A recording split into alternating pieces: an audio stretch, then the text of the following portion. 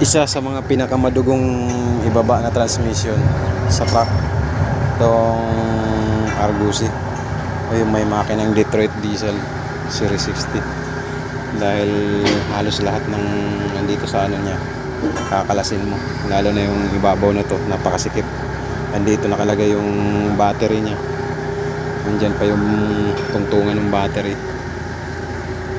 console niya, medyo madugo itong ano. Hindi pa pwedeng pag-iisa lang ang magbababa nito, lalo na sa ganitong sitwasyon, kaya kailangan ng human resource nito, mas maraming tao.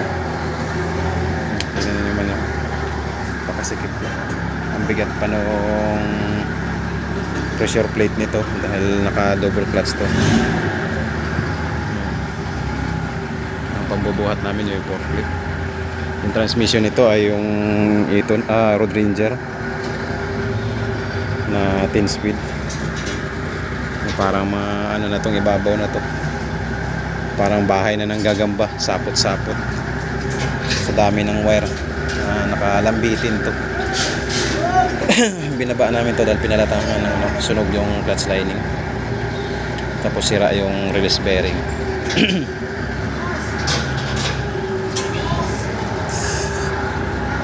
Talagang ano to, pahirapan, madugo sa madugo dahil ang dami nakakabit yan dito. Tapos yung may bracket pa yan dito sa part na to, yung nakakross dito sa tambucho niya, exhaust muffler o muffler. Tapos nandito pa nakakabit yung tube nung galing sa turbo niya doon, naka Victory pa yan, kailangan kalasin. Hindi naman kaparehas nung MEL na napakadaling ibaba, yung wiring lang ang kakalasin mo. Pagkalas ng wiring tapos propeller, diretso na, kalas na, bubuhatin mo na. Pero ito hindi, kasi kailangan mo pa siyang jackan, para siyang sa mga maliliit na kotse na kailangan mong jackan yung makina. Hindi kaparehas ng ibang truck na nakasama dun sa makina yung ano, yung transmission support.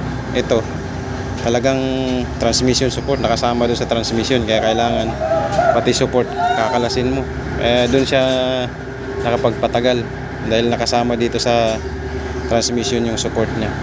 Napakahaming bolt itong transmission support, kaya obligado kakalasin mo yung support, tapos jajakan mo yung makina.